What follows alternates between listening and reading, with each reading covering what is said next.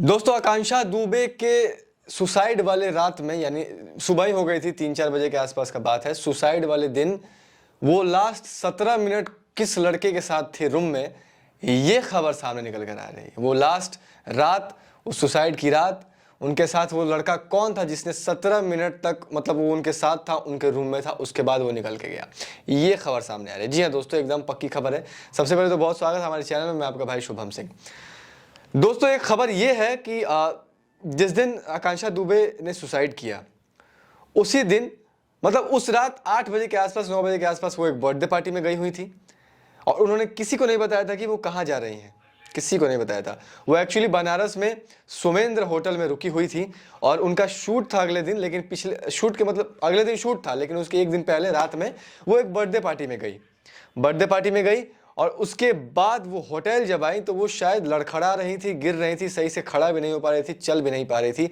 ऐसा इंटरव्यू में reception counter पे जो रिसेप्शनिस्ट बैठता है उसने बताया, उस होटल के रिसेप्शन पे जो वर्कर बैठता है उसने बताया कि मैम सही से चल नहीं पा रही थी, लड़खड़ा रही थी, नशे की हालत में थी, शराब के नशे में धूर्त थी, बहुत ज़्यादा उन्होंने ड्रिंक किया हुआ था और उनको छोड़ने एक लड़का आया था। उस लड़के की भी पुष्टिकरण नहीं हो पा रही। वो लड़का उनको छोड़ने आया था और लगभग वो लड़का जब उनको छोड़ने आया तो लगभग 17 मिनट, 15 से 17 मिनट उनके साथ रूम में था। वो लड़का क्या था, कौन था, उस लड़के से पूछताछ भी की जा रही है। शायद मुझे लगता है कि उस लड़के को शायद पकड़ा भी गया है, शायद, कंफर्म नहीं कहूँगा।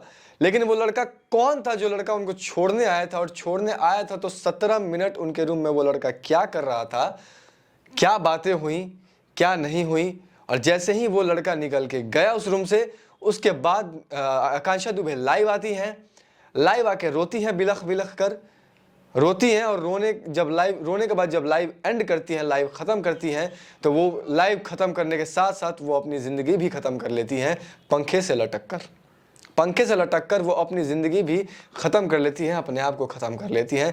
सुबह जब कॉल टाइम दिया होता है शूट का कि इतने बजे शूट पे आना, तो आकांक्षा दुबे नहीं पहुंचती हैं। जब लेट होता है तो लोग उनको कॉल ट्राई करते हैं, वो कॉल भी पिक नहीं कर पाती हैं। तब लोग उनके दरवाजे के पास जाते हैं, उनके रूम के पास जाते हैं, उनका दरवाज़ा नॉक करते हैं, खटखटाते हैं, लेकिन वो दरवाज़ा नहीं खोलती है। दरवाज़ा तो तब खुले ना जब इंसान ज़िंदा हो, लेकिन उन्होंने तो खुदकुशी कर ली होती है, तो दरवाज़ा नहीं खुलता है। बहुत कोशिश करने के बाद लास्ट में एक ही ऑप्शन बचता है कि उसको मास्टर की से खोला जाए, और वही हुआ। होटल मैनेजमेंट ने उस दरवाजे को मास्टर की से खोला और जैसे ही खोला, एक बहुत ही भयानक, एक बहुत ही दर्दनाक दृश्य उनके सामने था। आकांक्षा दुबे पंखे से लटकी थी और उनका शव पंखे से लटका था, जो देखने के बाद शायद वहां के लोगों के पैरों के तले से जमीन खिसक गई होगी। अब बात यहीं पे आकर अटक जा रही कि वो लड़का कौन था जो आकांक्षा दुबे को छोड़ने आया था।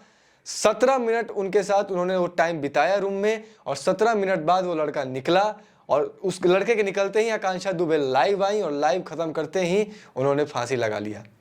वो 17 मिनट क्या हुआ रूम में, क्या नहीं हुआ, आई डोंट नो। अब इसकी भी पुष्टिकरण नहीं हो पाई है। पुष्टिकरण जैसे ही होगी आप सबको अपडेट दिया जाएगा।